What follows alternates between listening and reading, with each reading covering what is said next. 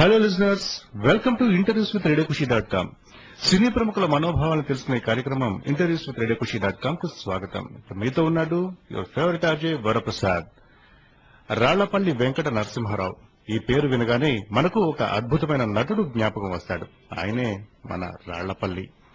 సుదీర్ఘకాలంగా దాదాపు 4 తరాల ప్రేక్షకులను 800కు పైగా చిత్రాలలో 1500కు పైగా నాటక ప్రదర్శనలతో తెలుగు ప్రేక్షకుల మనసులను ఆకట్టుకున్న సీనియర్ నటులు రాళ్లపల్లి. ఈ రోజుకు ఒక ప్రత్యేకత కూడా ఉందండి. అదేమిటంటే నటుడు రాళ్లపల్లి పుట్టినరోజు. ఈ రోజున రేడియోఖుషి.com శ్రోతల కోసం రాళ్లపల్లి గారితో ప్రత్యేక ఇంటర్వ్యూ. నమస్కారం రాళ్లపల్లి గారు. నమస్కారం అండి. మీ పుట్టినరోజు సందర్భంగా మా రేడియోఖుషి.com శ్రోతలందరి తరపున, మా రేడియోఖుషి.com టీం అందరి తరఫున కూడా మీకు ప్రత్యేక జన్మదిన శుభాకాంక్షలు అండి. అదేవిధంగా ఈ అకేషన్ సందర్భంగా మిమ్మల్ని కలుసుకోవడం మాకు చాలా సంతోషంగా ఉందండి. రేడియోఖుషి.com శ్రోతలకి, రేడియోఖుషి.com ఆర్గనైజేషన్ వారికి అందరికీ నా ధన్యవాదాలు. అందరికీ నా హృదయపూర్వక నమస్కారాలు. స్వాతంత్ర దినోత్సవ శుభాకాంక్షలు. సార్, ప్రస్తుతం మీరు చేసినటువంటి సినిమాల గురించి చెప్తారా? నేను ప్రస్తుతం గొప్పగా చేస్తున్నానని చెప్పుకోదగిన సినిమాలు ఏమీ లేవండి. ఏవో చేస్తున్నాను. ఒకటి ఎరాసీన్లు, ఈ మధ్య తేజ గారి సినిమా కేక అనే సినిమాలో దాంట్లో చేశాను. అలాగే దమ్మున్నవాడు అనే సినిమాలో యాక్ట్ చేశాను. తర్వాత కొన్ని సినిమాలకైతే ఇంకా పేర్లు ఏమిటో కూడా తెలియదు. 1940 ఒక గ్రామం అనే సినిమా, దాంట్లో హీరో ఫాదర్ వేషం వేశాను. మంచి వేషాలు అని చెప్పుకోదగిన 2-3 ఉన్నాయి. ఇదివరకులాగా లెంగ్దీ క్యారెక్టర్స్ అవి అంటే కుటుంబ కథా చిత్రాలు తగ్గినందువల్ల ఏమిటో బహుశా అలాంటి వేషాలు రావట్లేదు. ఎక్కువగా చేస్తున్నానని చెప్పుకోవడానికి లేదండి. దాదాపు 800కు పైగా చిత్రాలలో నటించిన ఒక సీనియర్ నటునిగా, తర్వాత అంటే అప్పటికి ఇప్పటికి ఉన్నటువంటి వ్యత్యాసం అంటే నటనలో కావచ్చు, సినిమా మేకింగ్ లో కావచ్చు, దాదాపు చాలా టెక్నికల్ గా కూడా చాలా మార్పులు వచ్చాయి సినిమా రంగంలో. అదేవిధంగా చాలా మంది కొత్త దర్శకులు వస్తున్నారు. అదేవిధంగా కొత్త దర్శకులు వస్తున్నప్పుడు పాత వాళ్ళకి ఎటువంటి ప్రాముఖ్యత ఇస్తున్నారు, అదేవిధంగా వచ్చేటటువంటి క్యారెక్టర్స్ ఎట్లా ఉన్నాయి సార్? కేవలం కొత్త దర్శకులనే కాదుగా, కొత్త నటీనటులు కూడా చాలా మంది వచ్చారు. అలాగే నిర్మాతలు కూడా గతంలో సినిమాలు తీసిన వాళ్ళు చాలా మంది ఈ మధ్యకాలంలో సినిమాలు తీయడం లేదు. కొత్త నిర్మాతలు కూడా చాలా మంది వచ్చారు. ఒకప్పుడు చెన్నైలో మన తెలుగు చలనచిత్ర పరిశ్రమ ఉన్నప్పుడు ఒక 10 వరకు నిర్మాతలు లేకపోతే దర్శకులు, నటీనటులు అలా ఉండేవాళ్ళు. హైదరాబాద్ పరిశ్రమ మారిన తర్వాత చాలా మార్పులు వచ్చాయి. అది సినిమా మేకింగ్ లో కూడా చాలా మార్పులు వచ్చాయి. దానికి ప్రధాన కారణం నేనేమనుకుంటున్నానంటే ఇంగ్లీషు లేకపోతే హిందీయో లేకపోతే ఇతర భాషల ప్రభావం కూడా మన తెలుగు సినిమాల మీద ఎక్కువ ఉంది. ఒక కుటుంబ కథా చిత్రాలకు పరిమితమైన తెలుగు చలనచిత్ర పరిశ్రమ ఈవేళ ఆ తరహా చిత్రాలు చాలా తగ్గాయి. అయితే ఏదో college back drop love story, teenage love స్టోరీలు, లేదా పెద్ద హీరోల సినిమాలు అయితే ఫ్యాక్షన్ బ్యాక్ డ్రాప్ లో ఉన్న సినిమాలు, ఇలాంటి వాటిలో ఏమవుతుందంటే పెద్ద సినిమాలు అనేటప్పటికీ విలన్స్ అనే వాళ్ళకి ప్రాధాన్యత పెరిగింది. అలాగే చిన్న సినిమాలో ఏమవుతుందంటే కథానాయకుడు వీళ్ళు కొత్త వాళ్ళు అయినప్పుడు మిగతా బలగం అంతా కూడా ఏమవుతుందంటే హాస్య నటినటువంటి మాక్సిమం ఎక్కువ మందిని దాంట్లో ఇన్వాల్వ్ చేయడానికి ప్రయత్నం చేస్తున్నారు. కనుక సుదీర్ఘమైన క్యారెక్టర్స్, సినిమా మొత్తం కనిపించే వేషాలు, సినిమా మొత్తం కనిపించే క్యారెక్టర్ రోల్స్ తక్కువయ్యాయి. దానివల్ల ఏమవుతుందంటే చాలా మందికి అవకాశాలు, ఆ తరం ఆర్టిస్టులు చాలా మందికి అవకాశాలు లేవని నేను భావిస్తున్నాను. సో ఈ మార్పు సహజం. మిగతా భాషల ప్రభావం అనండి, లేదా ఫిలిం మేకింగ్ లోనే వచ్చిన స్పీడ్ అనండి. ఒక కథ తయారు చేసుకోవడానికి వెనకటి రోజుల్లో ఒక 6 నెలలు పట్టేది, దాన్ని సినిమా తీయడానికి మళ్ళీ ఒక 6 నెలలు పట్టేది. ఈ రోజుల్లో అలా ఉండట్లా. ఇతర భాషల్లో ఏదో సక్సెస్ అయిన సినిమాని తీసుకున్నాం, దాంట్లో ఆ పాయింట్ తీసుకుని అప్పటికప్పుడు కథలు అల్లుకోవడం, అప్పటికప్పుడు కథ తయారు చేసుకోవడం. ముందు ఏమవుతుందంటే చాలా బిజీగా ఉన్నందువల్ల హీరోయిన్ల డేట్లు వాళ్ళకి వాటిని బట్టి కథ అవి తయారు చేసుకోవడం జరుగుతుంది. అంతేగాని కథ తయారు చేసుకుని ఆ తర్వాత ఆర్టిస్టుల దగ్గరికి వెళ్ళడం, డేట్లు తీసుకోవడం ఆ రోజులు పోయాయి. ఇప్పుడు అలా ఉండట్లే. ముందు హీరో డేట్లు ఇచ్చాడంటే ముందు ఆ డేట్లు వేస్ట్ అవ్వకుండా వీలైతే ముందు ఫైట్ తీసేద్దాం, లేకపోతే 2 సాంగ్స్ తీద్దాం, అనే పద్ధతిలో మొదలవుతుంది. ఆ తర్వాత కథని అల్లుకుంటూ వెళ్ళడం జరుగుతుంది. ఇది ఏ రూపాంతరం చెందుతుంది, సినిమా పూర్తి అయ్యేటప్పటికి ఏ షేప్కి వస్తుంది అనేది చాలా మందికి వాళ్ళకే ఒక అవగాహన ఉండటం లేదేమో అని నేను భావిస్తున్నా. అందువల్ల క్యారెక్టర్ ఆర్టిస్టులకు చాలా మందికి అవకాశాలు తగ్గుతున్నాయి. రంగస్థల కళాకారుడిగా చాలా వరకు నాటక ప్రదర్శనలు ఇచ్చి తర్వాత సినీ నటుడిగా దాదాపు 800 పైగా చిత్రాల్లో నటించిన రాళ్లపల్లి గారి కెరీర్ లో మలుపు తిప్పిన మొదటి చిత్రం? నేను మొట్టమొదటి చిత్రం కీర్తిశేషులు కె ప్రత్యేకాత్మ గారి దర్శకత్వంలో 1974లో స్త్రీ అనే సినిమా ద్వారా సినిమా రంగ ప్రవేశం చేశాను. నాకు మొట్టమొదటి అవకాశం కల్పించిన ఆయన కె ప్రత్యేకాత్మ గారు. దాంట్లో ఒక కిరాణా కొట్టువాడు వేషం వేశా. దానికి యాక్చువల్ గా 1974లోనే పేపర్ ప్రకటన ఇచ్చారు. కొమ్మూరు వేణుగోపాలరావు గారి హారతి అనే నవల్ని ఆ సినిమాగా తీయాలనుకుంటున్నాం, దాంట్లో నూతన నటినట్లు కావాలి అని చెప్పి వాళ్ళు ప్రకటన ఇచ్చారు పేపర్లో. ఈ రోజుల్లోలాగా సెల్ ఫోన్స్, ఈ కమ్యూనికేషన్స్ అవి ఏం లేవు కనుక ఆ ప్రకటన చూసిన తర్వాత మా శ్రీమతి గారే నన్ను కాస్త ఇన్స్పైర్ చేసింది. సరే, వాళ్ళు కథానాయకుడు కథానాయిక కావాలని అడిగారు. నాకంటే మీరు హీరోలో కనపడవచ్చు, మిగతా వాళ్ళకి మీరు హీరోలో కనపడకపోవచ్చు, అయినా మీరు హాస్య నటుడుగానో రంగస్థల నటుడుగానో చాలా అనుభవం ఉంది కనుక వేరే వేషం ఏదైనా అవకాశం ఉందేమో అడగకపోయారని. దానికి కె ప్రత్యేకాత్మ గారికి నేను ఒక ఉత్తరం రాశాను.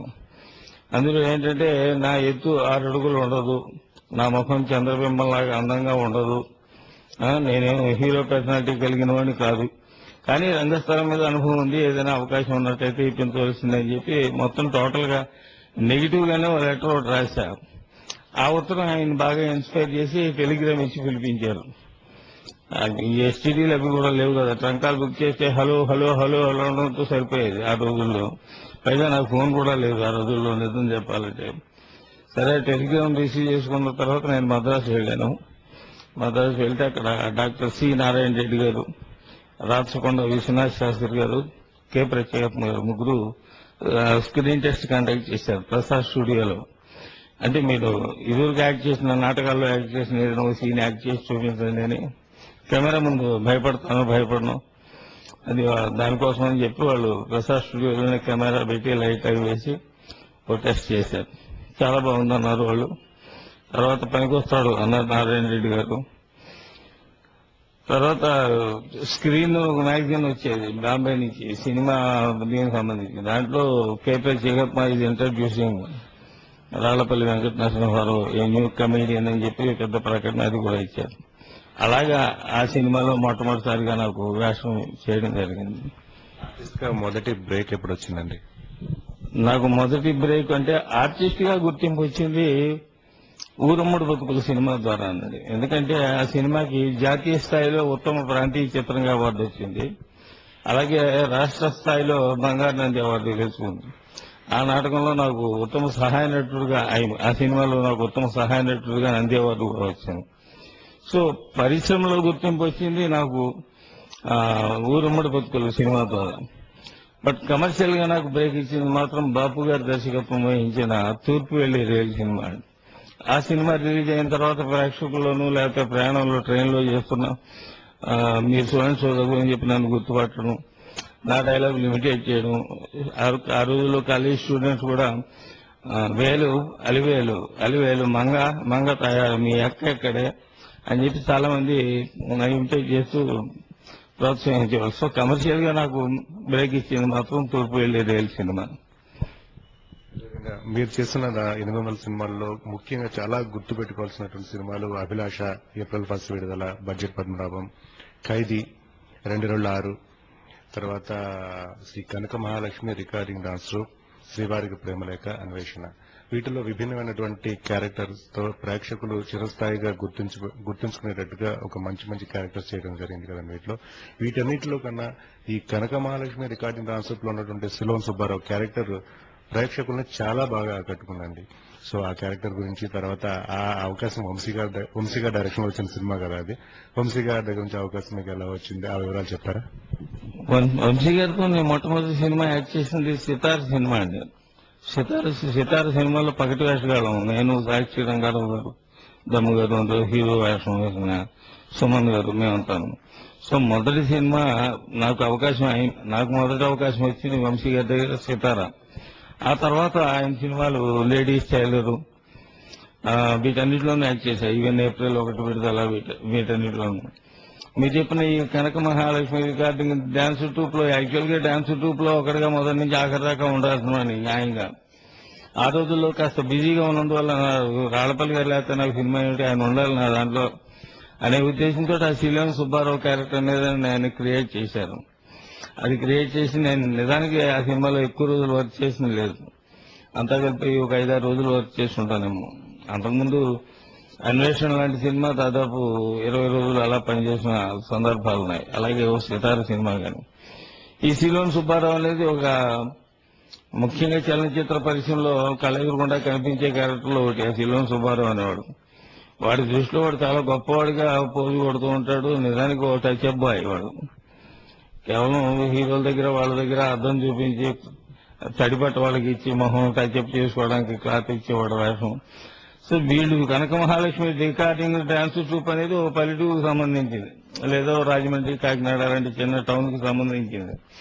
ఎక్కువగా చిన్న చిన్న పల్లెటూరులోనూ టౌన్స్ లోనూ ప్రోగ్రామ్స్ ఇచ్చేవాడు. వాళ్ళ దృష్టిలో చలనచిత్ర పరిశ్రమ నుంచి వచ్చిన వాడు అంటే వీడేదో గొప్పవాడు అనే ఒక అభిప్రాయం వాళ్ళకు ఉండొచ్చు. లేదా వాళ్ళ దగ్గర వీడు అలా పోజు కొట్టేవాడు వేషం, ఆ వేషం అది బాగా క్లిక్ అయింది. నిజంగానే ఆ సినిమాలో శిలోన్ సుబ్బారావు క్యారెక్టర్ క్రియేట్ చేసినందుకు వంశీ గారికి నా ధన్యవాదాలు చెప్తాను. అదేవిధంగా ఇప్పటికీ మర్చిపోయినటువంటి ఇంకొక క్యారెక్టర్ ఏంటంటే బొంబాయి సినిమాలో మణిరత్నం గారి డైరెక్షన్ లో చేసినటువంటి ఆ క్యారెక్టర్ నిజంగా అది మీరు కాకుండా వేరే వాళ్ళని ఎవరిని ఊహించుకోలేనటువంటి పరిస్థితి. అంటే చక్కగా ఆ హావభావాల ప్రదర్శన కానీ, తర్వాత ఆ చిన్నపిల్లల్ని అక్కున చేసుకుని లాలించేటటువంటి సందర్భం కానీ చాలా అద్భుతంగా వచ్చిందండి. సో ఆ సినిమా గురించి కూడా చెప్తారా సార్? సినిమా ముఖ్యంగా సినిమాలో ఒక కళాకారుడికి పేరు వస్తుందంటే అందులో ఆర్టిస్ట్ కృషి ఎంత ఉంటుందో దానికంటే 90% దర్శకుడు ప్రతిభే ప్రధానం అండి. ఎందుకంటే చాలా చిన్న వేషమైన ఆ వేషానికి అంత ఇంపార్టెన్స్ ఇచ్చి ఒక అద్భుతమైన సన్నివేశంలో ఆ పాత్రను ప్రవేశపెట్టి ఆ పాత్ర ద్వారా ఒక సందేశాన్ని కూడా ఇచ్చారు ఆయన. అదేంటంటే మతం అంటే ఏమిటి అని నన్ను అడుగుతామేంటి, ఆడామగ కానీ నన్ను అడుగుతామేమిటి, ఎంతకాలం కలిసిమెలిసి ఉన్నారు అన్నదమ్మలాగే వేళ కొట్టుకు చూస్తున్నారు ఎందుకో నాకు అర్థం కాదు అనే ఒక సందేశాన్ని ఆయన వ్యంగ్యంగానండి, విమర్శనాత్మకంగానండి, అంతర్లీనంగా ఓ సందేశాన్ని ఆ క్యారెక్టర్ ద్వారా చెప్పించారు. అది విశేషం ఏంటంటే నేను ఆ వేషం వేసినట్టు చాలా మంది గుర్తించలేదు. అది నా అదృష్టంగా నేను భావిస్తాను. ఎందుకంటే తెర మీద మనం చేస్తే పాత్ర కనపడాలి తప్ప కళాకారుడు కనపడకూడదు. అలాగా దానికి ఒక పెక్యులర్ గెటప్ ఇచ్చి యాక్చువల్ గా ఆ వేషం నాతో వేషం వేయించిన తర్వాత ఒక రోజు అసలు షూటింగే చేయలేదు. ఆయనకి ఏదో చిన్న అసంతృప్తి ఉంది ఆ గెటప్ లో. ఈ పంజాబీ డ్రెస్ బాంబే వాళ్ళు నార్త్ ఇండియన్స్ వేసుకునే డ్రెస్ వేసి గ్లామరస్ గా తయారు చేశారు అలవాటు ప్రకారం మేకప్ వాళ్ళు. ఆయన అలా వేషం వేయించి కూర్చోబెట్టారు కానీ షార్ట్ తీయలే. మన్నాడు ఏం చేయించారంటే మొత్తం మేకప్ అంతా దించేశారు. ఆ పంజాబీ డ్రెస్ మార్పించేసి చీర కట్టించారు. అలాగే ఒరిజినల్ గా ఉన్న జుట్టునే దీనికి సవరం ఒకటి తగిలించి వెనకాల మొహానికి నల్ల రంగులో దివేసి పక్కా బాంబేలో స్లమ్ ఏరియాలో ఉండే ఒక ఆడమగ కాని వ్యక్తి ఎలా ఉంటాడు అనేది ఆయనకి అంత సహజంగా కనిపించేవాడికి ఆయన షార్ట్ తీయలే. తర్వాత ఆయనలో విశేషం ఏంటంటే ఆయన అనుకున్న భావోద్వేగం కళాకారులోంచి ఆ పాత్ర రూపంలో కనపడితే తప్ప ఆయన కాంప్రమైజ్ అయ్యే దర్శకుడు కాదు ఆయన. చాలా మంది దర్శకుల్లో అత్యుత్తమమైన గొప్ప దర్శకుడు మణిరత్నం గారి గురించి నేను ప్రత్యేకంగా చెప్పనక్క. ఒక్కొక్కసారి ఏమవుతుందంటే అలాంటి చిన్న చిన్న వేషాలే ఎక్కువ మంచి పేరు తీసి పెడతాయి. అలాంటి ఉదాహరణలు ఇంకోటి చెప్పాలంటే సీతాకోక చిలుక, దాంట్లో కూడా నా వేషం నిజానికి మొదటి నుంచి ఆఖరి దాకా ఏదో హీరో తల్లిని హార్మోనియం పెట్టి అవన్నీ తీసుకుని సంగీతం నేర్పించడానికి తీసుకొస్తుంటాడు అంతే తప్ప ఆ వేషంలో ప్రత్యేకత ఎక్కడా కనపడదు. అటువంటిది ఒకే ఒక సన్నివేశంలో నేను ఇంట్లో లేని టైంలో నా భార్య మీద యజమాని అంటే శరత్ బాబు గారి ఇంట్లో నేను నౌకరిగా పనిచేస్తూ ఉంటాను. నేను లేని టైంలో నా గుడిసెలోకి ఆయన దూరి నా భార్యను మానభంగం చేసి పాడు చేయడం, అది కళారా చూసిన ఆయన భార్య ఆయన బయటపడకూడదు, ఆయన గౌరవం కాపాడాలనే ఉద్దేశంతో నన్ను బయటికి పంపించాలనే ప్రయత్నం చేయడం, ఆ తర్వాత వీటిని తెలుసుకోవడం, ఒకే ఒక సన్నివేశం, అద్భుతమైన సన్నివేశం అది. నాకు ఎంతో పేరు తెచ్చిపెట్టిన చిన్న వేషాల్లో మంచి పేరు తెచ్చిపెట్టిన వేషాల్లో అది ఒకటి. ఆఖరికి జరిగిన దానికి ఇంకేమీ చేయలేడు యజమాని అనేవాడికి, ఎదురు తిరగలేని పరిస్థితి. పెట్టే పేరు సర్దుకుని అయ్యగారు నేను వెళ్ళొస్తాను అంటే, ఎక్కడికి వెళ్తున్నారు అంటే మనుషులు ఉండే చోటకి అంటాడు. అది ప్రేక్షకుల్లో ఎంత స్పందన కలగజేసిందంటే జనం తప్పట్లు కొడతారు, ఈనాటికి జనం తప్పట్లు కొడతారు. అంత అద్భుతంగా, అంత డీటెయిల్ గా ఆయనకు కావాల్సిన పెర్ఫార్మెన్స్ రాబట్టుకున్న దర్శకుల్లో భారతీరాజు గారు ఒకడు అద్భుతమైన దర్శకుడు. అలాగా మణిరత్నం గారు ఆ క్యారెక్టర్ క్రియేట్ చేసి నిజంగా సామాన్య ప్రేక్షకులు చాలా మందికి నన్ను గుర్తించలేను. చదువుకున్న వాళ్ళు ఏ కొద్ది మంది చూసి ఆ సినిమాలో నేను చూసినట్టుంది, చాలా బాగుంది, అది గుర్తించిన వాళ్ళు, ప్రశంసించిన వాళ్ళు చాలా ఎక్కువ. ఒక్కో సినిమాలో మనం మొదటి నుంచి ఆఖరి దాకా కష్టపడితే అంత పేరు వస్తుంది, ఒక్కో సినిమాలో ఒక చిన్న వేషంలో కూడా అంత అద్భుతమైన పేరు వస్తుంది. అంతా ఆ క్రెడిట్ అంతా కూడా కేవలం దర్శకులదేనండి. ఆ పాత్ర క్రియేట్ చేసిన రచయిత, దర్శకుడు వాళ్ళదే. అదేవిధంగా మీరు చేసిన చిరు సినిమాల్లో రిపీటెడ్ గా ఒకే దర్శకులతో చేసిన సినిమాలు ఎన్ని ఉన్నాయండి? అంటే ఏమి సినిమాలు ఉన్నాయి? ఒకే దర్శకుల దగ్గర చేసిన సినిమాలు అంటే చాలా, జంజాల్ గారి దగ్గర చాలా సినిమాలు చేశాను. శ్రీవారికి ప్రేమలేఖ, బావా బావా పన్నీరు, అలాగే ఒక 2 ఇలాగా చాలా సినిమాలు చేశాను. ఆహనా పెళ్ళంట, ఓహనా పెళ్ళంట, ఇలా చెప్పాలండి. అలాగే బాపు గారి సినిమాలు కూడా, తూర్పు వెళ్ళేది సినిమా తర్వాత చాలా సినిమాలు ఆయన దగ్గర, కృష్ణావతారం, మంత్రి గారి వియంకుడు, ఇలాంటి సినిమాలు చేశారు. అలాగే విశ్వనాథ్ గారి దర్శకత్వంలో 2 సినిమాలు చేశారు, శుభ సంకల్పం, శుభవేళ 2. అలాగే రాఘవేంద్రరావు గారి దగ్గర చాలా మంచి సినిమాలు చేశారు, అపూర్వ సహోదరులు, తర్వాత మంచి దొంగ, ఇలాంటి మంచి మంచి సినిమాలు. అలాగే కోదండరామరెడ్డి గారు అభిలాష సినిమా, ఖైదీ, ముఖ్యంగా అభిలాష సినిమా ఈనాటికి ఆనాటికి కనిపించిన చాలా మంది ప్రశంసించి గుర్తించి, అభిలాషలో మీ వేషం చాలా బాగుందని అంటారు. Sharma character, jail sentry Sharma వేషం చాలా చాలా మంచి పేరు ఇచ్చిన దాని రచయిత ఎండమూరి వీరేంద్రనాథ్ గారికి, అలాగే దర్శకులు కోదండరామరెడ్డి గారికి నేను నిజానికి చాలా చాలా చాలా రుణపడి ఉన్నానని చెప్పాలి. అలాగే కోదండరామరెడ్డి గారి దగ్గర చాలా సినిమాలు చేశాను. ఓ శివుడు శివుడు శివుడు అనండి, ఒకటని కాదు, ఆయన దగ్గర చాలా సినిమాలు చేయడం. అలాగే ఆర్ నారాయణమూర్తి గారి సినిమాలు 7 సినిమాలు కంటిన్యూస్ గా చేశారు. అర్ధరాత్రి స్వతంత్రం, అడవి దివిటీలు, ఇలా వరుస. అక్కడికి చెలు అసెంబ్లీ అనే సినిమా, భూపోరాటం. సో ఒక దర్శకుడి దగ్గర నేను పనిచేసిన తర్వాత సహజంగా దర్శకుడు నన్ను వదిలిపెట్టకుండా మళ్ళీ పాపం 2వ, 3వ, 4వ కూడా అవకాశం ఉంటే మాత్రం ఈ వేషానికి రాళ్లపల్లి బాగుంటాడు అనుకున్న వాళ్ళు ఎవరు నన్ను వదిలిపెట్టకుండా నాతో వర్క్ చేయించిన వాళ్ళు. రంగస్థల కళాకారుడిగా చాలా వరకు ప్రదర్శించిన మీరు సినీ రంగ ప్రవేశం ఒక రకంగా అద్వితీయమైనటువంటి ఒక మలుపు లాంటిది. అదేవిధంగా ఈ రెండింటికి ఉన్నటువంటి వ్యత్యాసం అంటే నాటక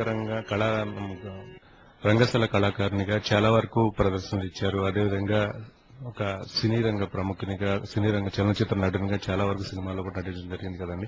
అదేవిధంగా ఈ మార్పు ఏదైతే రంగస్థలానికి, సినిమా రంగానికి ఉన్నటువంటి అంటే ఈ నటనలో ఉండేటటువంటి వ్యత్యాసం కొంచెం మా ప్రేక్షకులకు వివరంగా చెప్తారు సార్? నటనలో వ్యత్యాసం అంటే ఒకటండి, మనం మన కళ్ళతోటి దగ్గరగా వస్తువుని ఎంత చూస్తాం అంతకంటే ఎక్కువ దగ్గరగా చూపించే ప్రక్రియ సినిమా. నటన అనే ఆలోచనకు వస్తే నాటకం రంగస్థలం మీద డెఫినెట్లీ కాస్త ఆంగికం ఎక్కువ ప్రధానం, మొదటిది. తర్వాత నటుడికి ఏకాగ్రత కూడా చాలా ప్రధానం. నాటకం మొదలైందంటే ఆఖరి దాకా పాత్రలోనే ఉండాలి తప్ప ఎక్కడ డైవర్ట్ అవడానికో మరి దానికో అవకాశం ఉండదు. ఏమాత్రం మానసిక స్థితి కొంచెం పక్కదారిని వెళ్ళినా కానీ డైలాగ్ తప్పు చెప్పే అవకాశం ఉంది, చప్పట్లు బదులు చెప్పట్లు పడతాయి, ఇది సర్వసాధారణం. సో నాటకంలో పాత్ర క్రియేట్ చేసిన రచయిత గొప్పవాడు, అలాగే పాత్ర స్వభావాన్ని రంగస్థల దర్శకుడు చెప్తారు. దాన్ని ఆకలింపు చేసుకుని ఏకాగ్రతతో 10 రోజులు, 15 రోజులు, నెల రోజులు కృషి చేసి కష్టపడి ఆ పాత్రని పరిపక్వంగా తీర్చిదిద్దుకోవాల్సిన బాధ్యత రంగస్థల కళాకారులకు ఎక్కువ ఉంటుంది.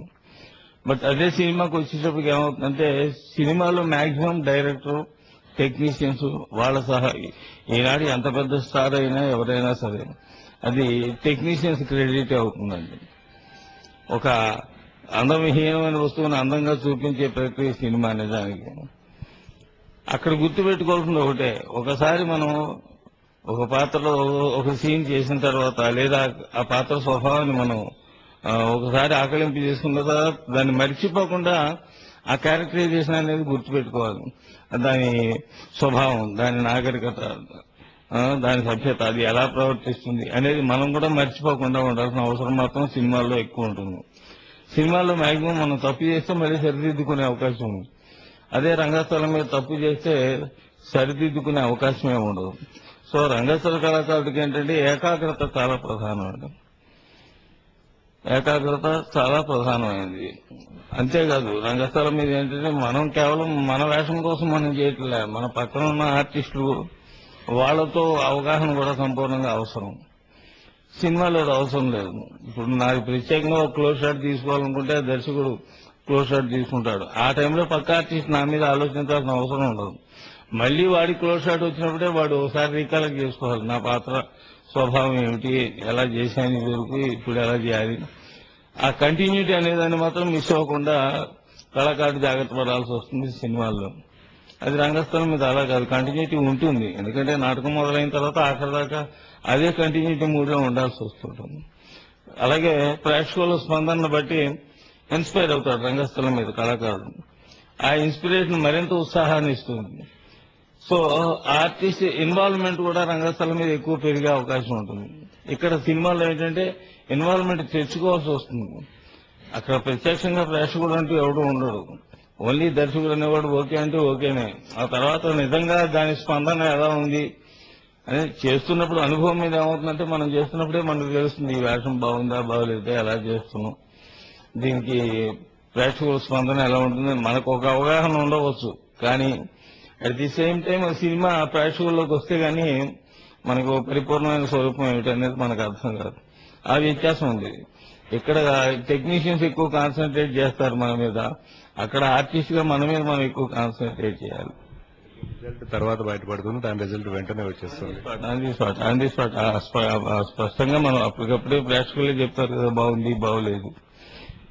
రంగస్థల నటునిగా మీరు ఇచ్చినటువంటి ప్రదర్శనలు దాదాపు ఆంధ్రప్రదేశ్ అంతటా కూడా ఇవ్వడం జరిగింది కదండి. అదేవిధంగా ఎక్కువ ప్రదర్శన ఇచ్చినటువంటి నాటకాలు, తర్వాత మీకు మంచి పేరు తెచ్చినటువంటి నాటకాల గురించి చెప్తారా? నేను మొట్టమొదటిసారిగా రంగస్థల ప్రవేశం చేసింది మహాకవి గురజాడ గారి కన్యాశుల్కం నాటకంలో కర్ణాటక శాస్త్రి శిష్యుడు మహేంద్రం వేషం ద్వారా పరిచయం చేయబడ్డాను. అప్పుడు పూజ్య గురుదేవులు అబ్బూరి రామకృష్ణారావు గారు, మంత్రి శ్రీనివాసరావు గారు, ఏఆర్ కృష్ణ గారు, దుగ్గిరాల సోమేశ్వరరావు గారు, తర్వాత వెన్నకోట రావణ పంతులు గారు, రామచంద్ర కాశ్యప్ గారు, ఇలాంటి పెద్దల మధ్యన నేను చిన్న కుర్రాడిని, అప్పటికి 10th క్లాస్ చదువుతున్నవాడిని. ఒక స్టూడెంట్ గా ఆ వేషానికి నా వయసు, నా పర్సనాలిటీ అవసరమైంది. సో తొలిసారి అంతటి పెద్దవాళ్ల మధ్య నటించడం అనేది నాకు ఒక పెద్ద వరం, మర్చిపోలేని అనుభూతి. అదే నాటకాన్ని చాలాసార్లు బెంగళూరులో ప్రదర్శించాం, గుంటూరులో వేసాం, మెడ్రాస్లో వేసాం, విశాఖపట్నంలో వేసాం, హైదరాబాద్ లోనే 10-15 సార్లు వేసాం. ఇలా చాలా ఎక్కువ సార్లు ప్రదర్శించిన నాటకాల్లో కన్యాశుల్కం నాటకం ఒకటి, ఢిల్లీలో కూడా వేసాం. ఆ తర్వాత మా సాంగ్ అండ్ డ్రామా డివిజన్ లో నేను కేంద్ర ప్రభుత్వ సంగీత నాటక విభాగంలో ఉద్యోగిగా పనిచేశాను. అక్కడ ఏంటంటే సంవత్సరానికి 100 ప్రదర్శనలు ఇవ్వాలి. అది ఆంధ్రదేశంలో ఒక్కోసారి బయలుదేరితే 2-3 జిల్లాలు ఒకేసారి ఒక నెలలు, అంటే ఒక 25 పెర్ఫార్మెన్స్లు ఇచ్చేవాళ్ళం ఒక్కో ట్రిప్ లో. ఒక నెలలో 25 ప్రదర్శనలు ఇవ్వడం జరిగేది. ఉదాహరణకి శ్రీకాకుళం, విజయనగరం, విశాఖపట్నం, ఆ 3 జిల్లాలు కవర్ చేస్తే 25 షోలు అయ్యాయి. అలా సంవత్సరానికి 100 ప్రదర్శనలు. అలా చుట్టుముట్టండి అనే నాటకాన్ని దాదాపు 600 సార్లు ఏమో ప్రదర్శించడం జరిగింది. అలాగే నేను రాసిన నాటకం ముగింపు లేని కథ అనేది 98 ప్రదర్శనలు ఇచ్చా. గత సంవత్సరం జూన్ 2-3 తారీఖుల్లో ఇంకో 2 ప్రదర్శనలు కూడా రవీంద్ర భారతిలో వేసి 100 ప్రదర్శనలు పూర్తి చేశాము. అలాగా ఎక్కువ సార్లు నాటకాలు వేసిన వాటిలో నిజం చెప్పాలంటే అది ఒకటి, ధర్మశాల అనే నాటకం ఒకటి.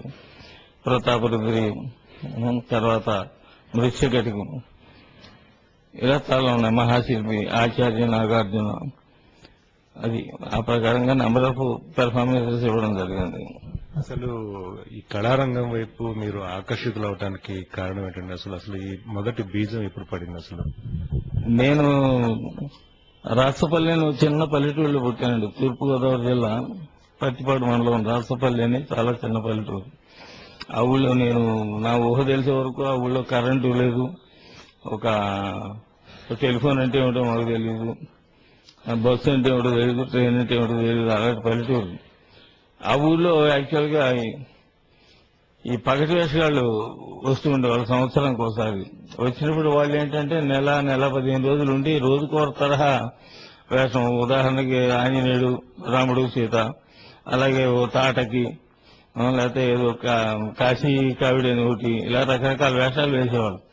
వాళ్ళు వేషాలు వేసి ఊరంతా నెల 15 రోజులు తిరిగి ఆఖరి రోజున వాళ్ళు ఊరు వదిలిపెట్టి వెళ్లిపోయే ముందు ఇంటింటికి ఏదో బియ్యం ఇస్తే బియ్యం, ఉప్పు ఇస్తే ఉప్పు, పప్పు ఇస్తే పప్పు, ఎవరైనా ధన రూపంలో ఇస్తే ధనం, బట్టలు ఇవన్నీ తీసుకుని వెళ్తూ ఉండేవాళ్ళు. మాకు వినోదం అంటే ఆ బాల్యంలో ఏమీ తెలియదు, సినిమాలు లేవు, టీవీలు లేవు, ఏం లేవు కదా. సో వాళ్ళు వేషాలు వేసుకుని ఊరంతా తిరుగుతుంటే వాళ్ళతో పాటే నేను తిరిగేవాడిని. నిజానికి నాకు ప్రేరణ కలిగించింది, వాటి మీద ఒక ఆసక్తి కలిగించింది. నేను కూడా ఏనాటికైనా ఇలా వేషాలు వేసుకుంటానా, నన్ను కూడా ప్రేక్షకులు చూసి మెచ్చుకుంటారా అనే అనుభూతి కలగజేసింది వాళ్లే. వాళ్లతో అలా ఊరంతా తిరిగి మా అమ్మతో తనులు తిన్న రోజులు కూడా ఉన్నాయి. సో నేను కళాకారుని అవడానికి ప్రేరణ వాళ్లే, కేవలం పగటి వేషగాళ్ళు. ఈనాడు పరిస్థితి అదే అనుకోండి, పగటి వేషగాళ్ళు వాళ్ళు రోడ్ల మీద తిరుగుతుంటారు, మేము పగటి వేషాలు వేసుకుని ఇక్కడ రోడ్ల మీద షూటింగ్లు చేస్తున్నాం, అందుకంటే ఏం తేడా లేదు.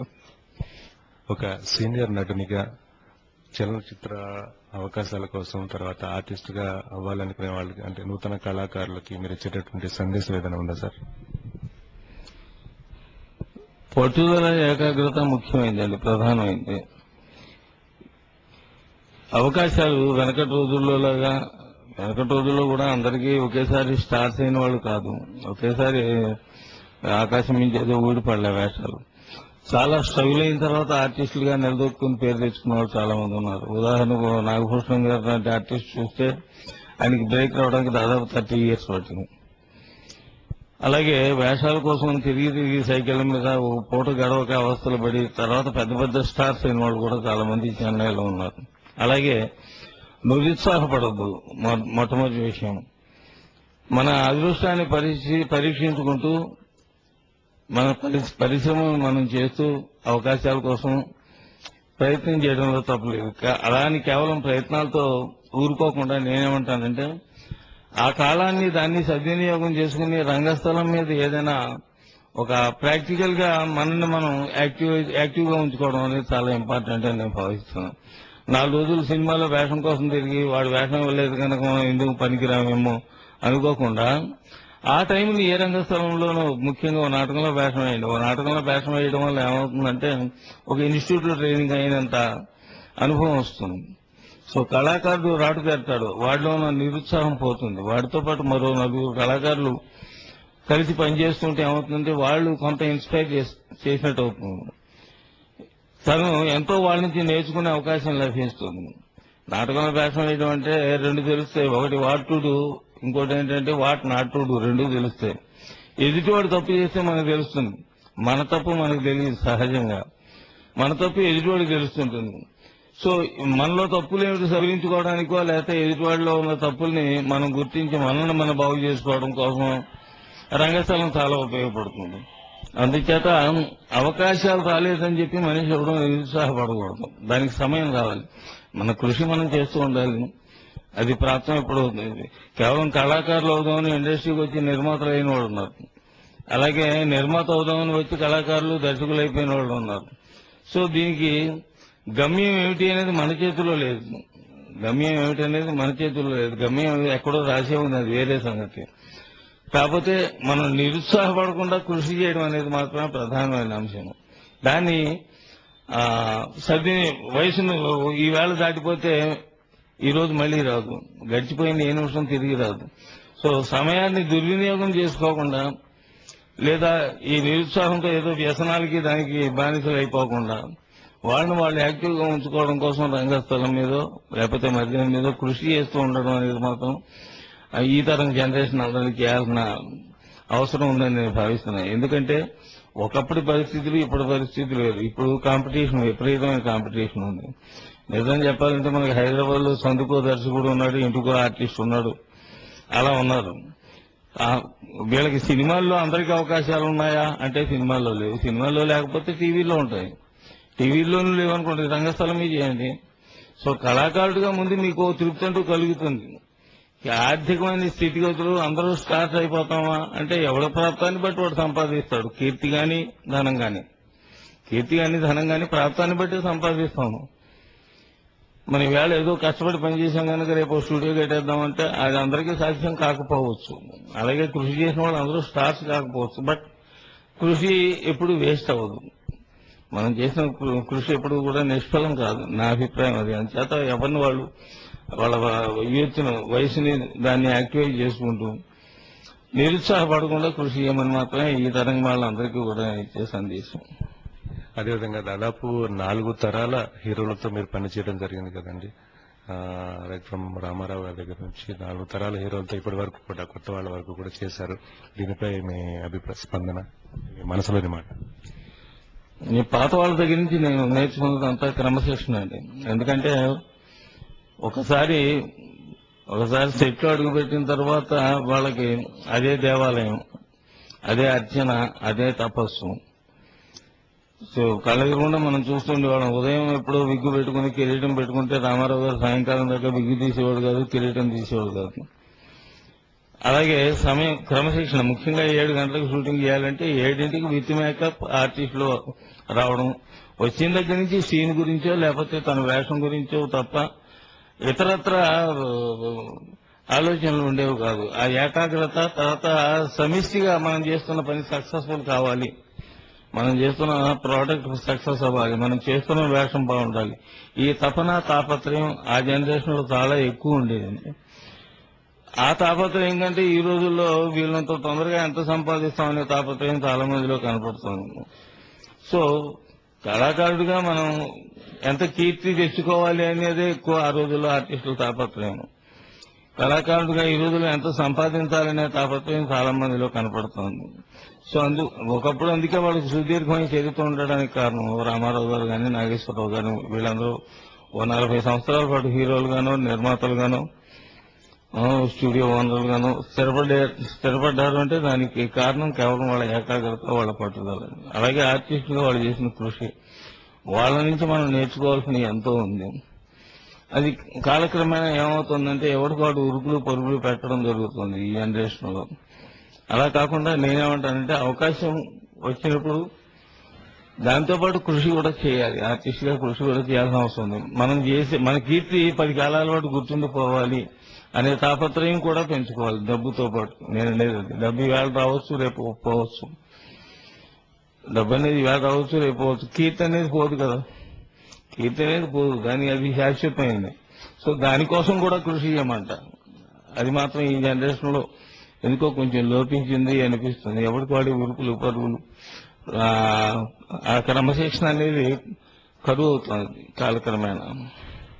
ఇంకా చివరిగా మీ ఫ్యామిలీ గురించి, తర్వాత మీకు ఫ్యామిలీ నుంచి ఎటువంటి సహకారం, ఎందుకంటే కళారంగంలో ఉండే వాళ్ళకి ఫ్యామిలీ సహకారం చాలా ముఖ్యమైన అవసరం అండి. సో దీనిపై మీ అభిప్రాయం?